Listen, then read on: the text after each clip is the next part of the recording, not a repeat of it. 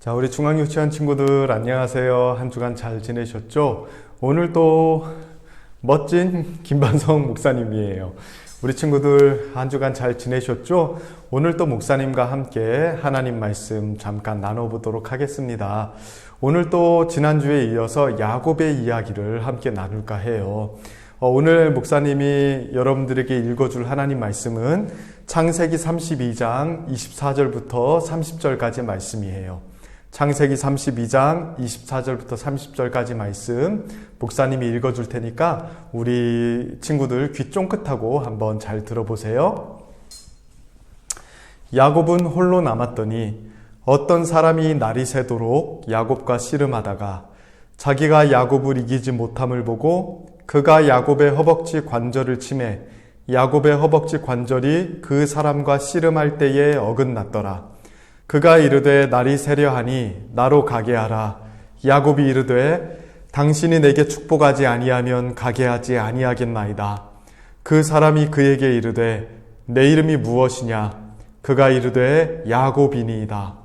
그가 이르되 내 이름을 다시는 야곱이라 부를 것이 아니요 이스라엘이라 부를 것이니 이는 내가 하나님과 및 사람들과 겨루어 이겼음이니라. 야곱이 청하여 이르되 당신의 이름을 알려주소서.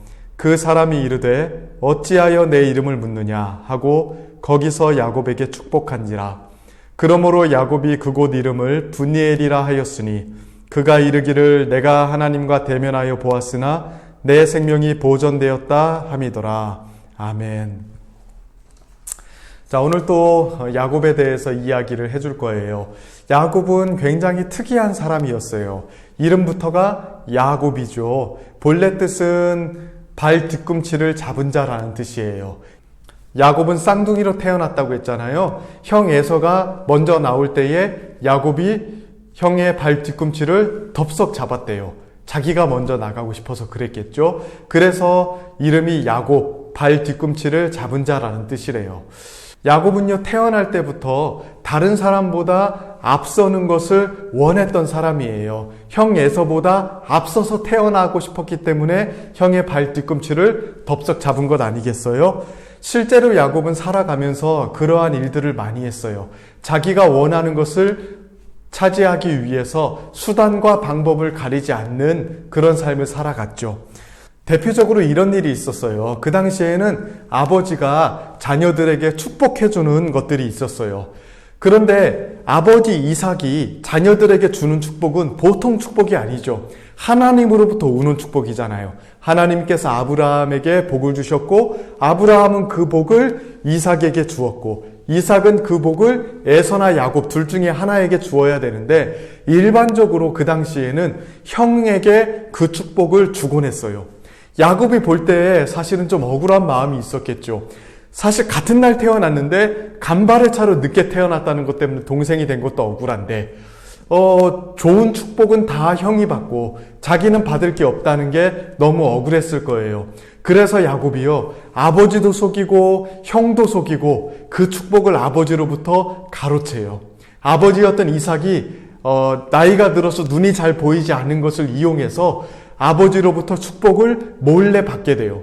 그 사실을 알게 된 에서가 가만히 있었겠습니까? 씩씩거리면서 야곱을 죽이겠다고 막 이야기하기 시작했어요. 그러자 야곱을 사랑했던 야곱의 어머니 리브가가 야곱을 외삼촌 라반의 집으로 피신을 시킵니다. 그리고 라반의 집에서 20년 동안 살게 돼요. 사실 라반의 집에서 20년 동안 살았던 그 삶이 야곱에게는 너무 힘든 삶이었어요. 거기서 외삼촌의 두 딸이었던 레아와 라헬, 이 두 명의 여인과 야곱이 결혼을 하게 되는데 이 야곱이 결혼을 하게 되는 대가로 14년 동안이나 외삼촌 밑에서 일을 해줘요. 말이 그냥 일을 해주는 거지 종살이 일을 하다시피 살았어요. 그렇게 14년을 보낸 이후에 야곱이 외삼촌한테 건의를 하죠. 외삼촌, 제가 14년 동안 일을 했는데 저에게 재산이 없습니다. 그러니 이제부터는 제가 외삼촌 밑에서 일을 하면서 제 재산을 조금 늘리겠습니다. 이렇게 이야기를 합니다. 야곱이 외삼촌의 허락을 받고 나서 재산을 늘리기 시작하죠. 야곱이 누구입니까? 머리가 굉장히 좋은 사람이었거든요. 그래서 외삼촌 밑에서 외삼촌의 양들을 치면서 얼룩진 것, 또 무늬가 있는 것들은 다 야곱이 가지기로 했거든요. 근데 야곱의 재산들은 점점점 늘어나고 외삼촌의 재산은 거의 그대로인 거예요. 외삼촌의 마음이 불편했겠죠. 아니, 야곱의 양들은 자꾸 늘어나는데 왜 내 양들은 늘어나지 않는 거지? 이러면서 불편한 마음이 생겼어요. 그래서 야곱을 볼 때마다 곱지 않은 눈으로 째려보고 불편하게 하기 시작했어요. 그래서 야곱이 외삼촌을 떠나서 고향 땅으로 돌아갈 생각을 합니다. 근데 고향 땅에는 누가 버티고 있나요? 형인 에서가 있었죠. 20년 전에 형 에서를 속이고 축복을 가로채고 도망갔잖아요, 야곱이 외삼촌에게로. 근데 20년이 지난 뒤에 다시 돌아가려고 하니까 그 형이 아직까지 화가 나 있을까 봐 걱정이 되는 거예요. 그래서 야곱이 종을 시켜서 여러 가지 선물을 형한테 막 먼저 보냅니다. 그런데 선물을 가지고 갔던 종이 되돌아와서 하는 말이 뭐냐면, 주인의 형인 에서가 군인 400명을 거느리고 주인을 해치려고 오고 있습니다 라고 이야기를 합니다. 그러니까 에서가요, 야곱이 온다는 말을 듣고요, 군인들 400명을 이끌고 야곱을 해치기 위해서 오고 있었던 거예요. 야곱이 얼마나 겁이 났겠어요. 형 에서는 싸움을 잘하는 사람이었거든요. 전쟁을 굉장히 잘하는 사람이었어요. 근데 야곱은 어떤 사람이었을까요? 전쟁하고는 거리가 멀어요. 평생 양을 치는 사람으로 살았기 때문에 양은 잘 치지만 싸움은 할 줄 몰랐어요. 그래서 에서가 군인 400명을 데리고 쳐들어오면 속수무책으로 당할 수밖에 없는 상황인 거죠. 그때 야곱이 너무 마음이 걱정되고 근심이 돼서 혼자 밤중에 있는데 하나님이 야곱에게 찾아오셨어요. 근데 찾아오셔서 야곱을 토닥토닥 해주면서, 야곱아, 네가 얼마나 힘드니? 내가 너와 함께 있어줄게. 이렇게 하신 게 아니고요, 야곱과 씨름을 하기 시작하세요. 그러니까 야곱이 밤중에 너무 마음도 힘들고 걱정도 되고 두렵고 이런 마음으로 있는데 하나님께서 야곱에게 쳐들어오셔서 야곱과 레슬링을 하기 시작하고 씨름을 하기 시작하고 싸움을 하기 시작했던 거예요. 아니, 가만히 있어도 힘들어 죽겠는데 하나님께서는 에서보다도 먼저 야곱을 찾아오셔서 야곱과 싸움을 하기 시작했던 거예요. 자, 왜 하나님이 야곱과 이렇게 씨름하시고 싸움을 하셨을까요? 이유는 딱 하나예요. 야곱을 변화시키기를 원했기 때문이에요. 그동안 야곱의 삶에는 많은 어려움들이 있었어요. 그런데 그때마다 야곱은 머리가 좋았기 때문에 이런 꾀 저런 꾀를 부리면서 이렇게도 피하고 저렇게도 피하고 그러면서 살아왔어요. 그리고 에서가 지금 쳐들어오려는 상황 속에서도 야곱은 계속 꾀를 내기 시작했어요. 이번에는 어떻게 피할 수 있을까? 이번에는 이런 어려움들을 어떻게 벗어날 수 있을까? 이렇게 생각을 하고 있었어요. 근데 하나님은요, 야곱이 이러한 어려움을 그냥 피해가고 도망치기를 원하지 않으셨어요. 이러한 상황 속에서 하나님은 야곱이 변화되기를 원했던 거예요. 단지 어려움을 비껴나가고 벗어나는 게 아니라 그 어려움 속에서 하나님이 기뻐하시는 모습으로 변화되기를 원하셨어요. 그동안 다른 사람을 속이며 살아왔던 그 야곱의 잘못된 마음, 그동안 수단과 방법을 가리지 않고 자기가 원하는 것을 움켜쥐려고 했던 그 야곱의 잘못된 욕심들, 이런 것들을 하나님이 바꾸시기를 원하셨고 변화시키기를 원하셨던 거예요. 그래서 에서가 쳐들어오기 전에 먼저 하나님께서 야곱에게 찾아오셔서 야곱과 씨름하심으로 야곱을 변화시켜 나가는 일들을 행하셨던 거예요. 하나님께서 우리에게 원하시는 것 동일하다고 목사님은 생각해요. 하나님이 가장 기뻐하시는 게 뭐냐면 하나님이 원하시는 모습으로 우리가 변화되는 거예요. 우리 마음속에 나쁜 마음들, 잘못된 생각들, 하나님이 기뻐하지 않는 것들, 이런 것들을 내버리고 하나님이 원하시는 모습으로 변화되는 것, 그것을 하나님께서 가장 기뻐하신다는 사실, 우리 친구들 꼭 기억했으면 좋겠어요. 하나님은 야곱을 선택하실 때에 아무런 이유 없이 그저 야곱을 선택하셨어요.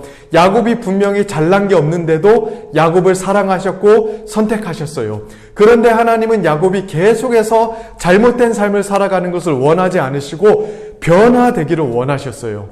우리 친구들에게도 마찬가지거든요. 하나님이 우리 친구들이 있는 모습 그대로 먼저 사랑해 주셨고요. 우리 친구들을 먼저 선택해 주셨어요. 우리 친구들을 하나님이 먼저 구원해 주셨어요.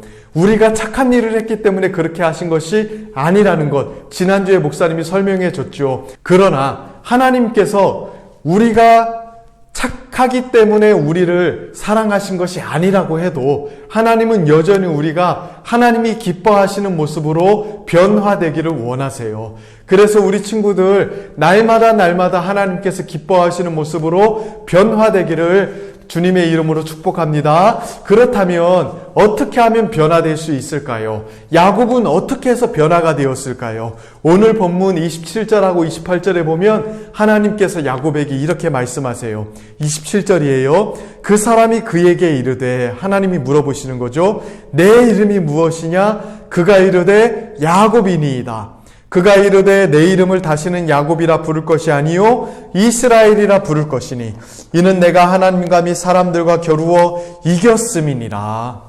하나님께서 야곱에게 뭐라고 말씀하시죠? 너의 이름이 무엇이냐라고 물어보세요. 그 당시의 이름은요, 그 사람의 마음과 삶을 가리키는 거예요. 야곱의 이름 뜻은 발 뒤꿈치를 잡은 자, 혹은 속이는 자라는 뜻이 있다고 했죠. 실제로 야곱은 이름처럼 다른 사람을 속이고 자기가 원하는 것을 움켜쥐면서 살았거든요. 그러니까 이름이라는 건 단순히 그 사람을 가리키는 글자일 뿐만이 아니라 그 사람의 마음속에 뭐가 있는지를 표현해 주는 거예요. 하나님께서 너의 이름이 무엇이냐라고 물어본 것은 너의 마음속에 지금 무엇이 있니? 라고 물어본 것과 동일해요. 그러니까 너 지금 마음속에 무엇이 있니? 그동안 너는 어떤 마음을 품고 살았니? 라고 물어보시는 거예요. 야곱이 그 말에 어떻게 대답을 했냐면요. 저는 야곱입니다. 주님, 저는 속이는 마음이 있습니다. 주님, 저는 그동안 나쁜 짓 하면서 살았습니다. 주님, 저는 그동안 잘못 살아왔습니다. 라고 고백한 거예요.